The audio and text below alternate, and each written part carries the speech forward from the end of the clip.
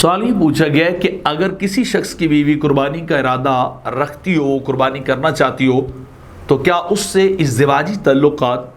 قائم کیے جا سکتے ہیں یا نہیں؟ یعنی ایک شخص نے پوچھا ہے کہ اس کی بیوی کہتی ہے کہ یہ شاید منع ہے، آپ ایسا نہ کیجیے، تو جواباً عرض یہ ہے کہ جو شخص مرد یا عورت قربانی کرنا چاہتا ہے تو عید کا چاند نظر آنے سے لے کر اور قربانی کرنے تک اپنے جسم کے بال اور ناخن وغیرہ تو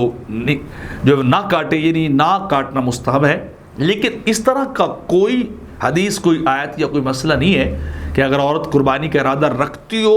تو اپنے میاں کو ازدواجی تعلقات قائم نہ کرنے دے یا اسے کوئی اس طرح کی چیز سامنے لے آئے، بیان کرے، تو یہ بات غلط ہے۔ شریعت کے اندر ایسی کوئی تعلیم، ایسی کوئی بات موجود نہیں ہے کہ جو قربانی کا ارادہ رکھتی عورت یا مرد وہ ازدواجی تعلقات